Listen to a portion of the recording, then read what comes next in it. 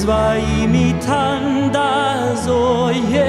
tu gosi sigelela gosi sigelela gosi sigeleli Afrika malupakan Yesu pondolwayo Izvaimi tandazoye tu gosi sigelela tina lusapulwayo woza moyo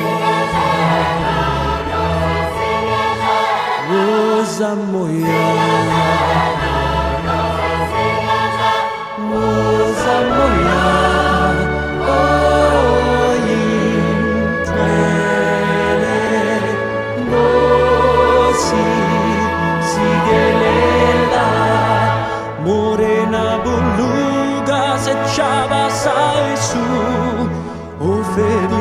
dentro alle mazzenghe morena buluga se chava sai su. Everything would be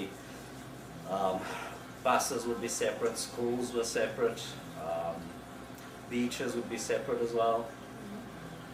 Everywhere you went, movie theaters, nothing was integrated. You could actually, it was like a criminal offense to be in a vehicle if you were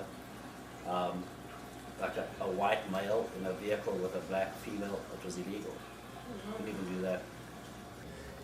I mean, I remember going to the equivalent of a convenience store, and whites would go into the store, and then there was like a almost like a drive-through window that the non-whites would have to walk up to, and they weren't actually allowed in the store. So we're talking about like a mini mart or a convenience store. They weren't actually allowed in the store. They got served through like a drive-by window. And then any public facilities, drinking fountains, toilets, public bathrooms, bus shelters, public phones even, I think, it always said whites and non-whites. And it was funny because sometimes there'd be one park bench and there'd be like whites sit on this side and non-whites sit on the other side. That was way more prevalent when I was younger, in my later teens. Blacks were allowed into stores and things, but apartheid was very prevalent. It was very obvious.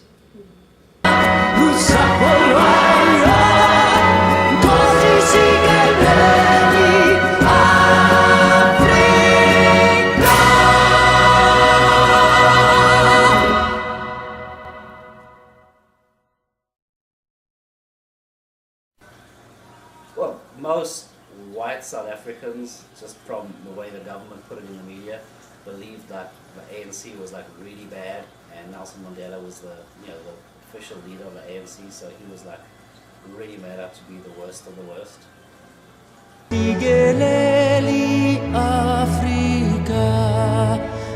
We were basically told it was a terrorist organization, so we would see it much the same way that a lot of Americans would think of something like Al-Qaeda,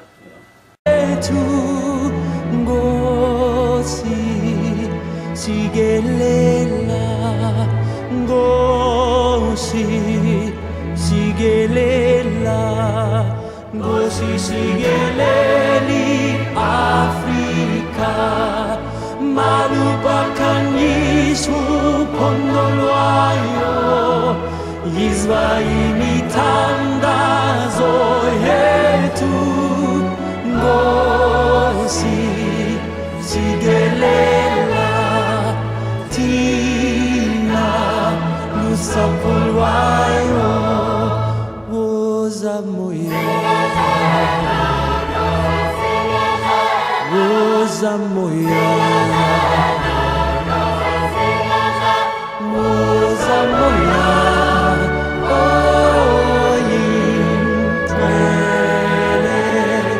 gosi sigelela morena buluga se chava sai su o felice dentro alle mazzenghe morena buluga se chava sai su o felice dentro alle mazzenghe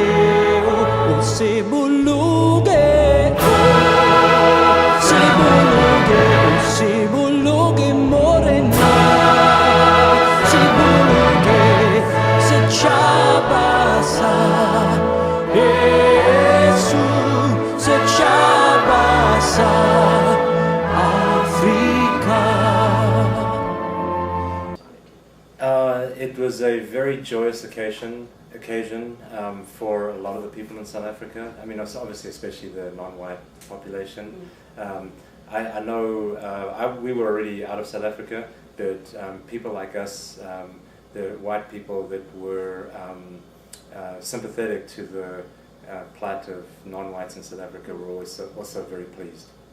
I think when he was released from prison, not holding any resentment and acting as a catalyst to bring people together, especially at the time that it happened, because I don't think most people realize at that point how close the country was to going into civil war, because people were so radicalized on both ends.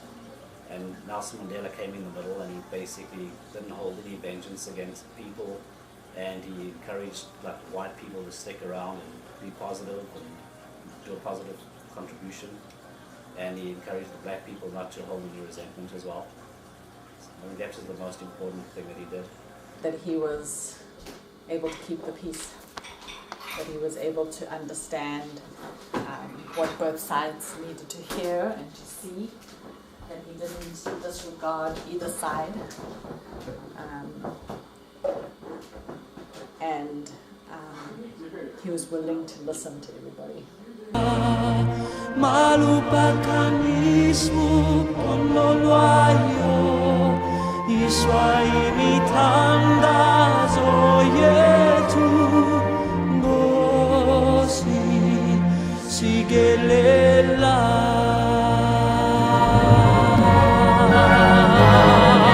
Ngosi Sigeleli Afrika Malupakanisu Pololwayo Iswaimi Tandazo Yetu Ngosi Sigelela Tina Usapolwayo.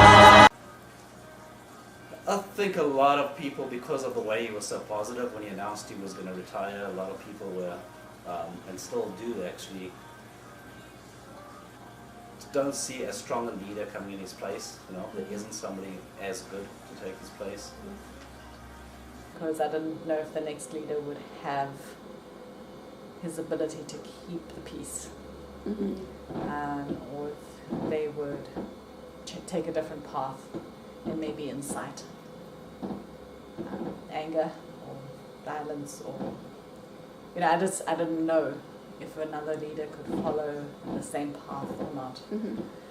You know what, I just said it the other day, I wish he was 10 years younger. If we'd had 10 more years of, I'm American now, if South Africa could have had 10 more years of Nelson Mandela, I think it would have been a tremendous benefit for the country.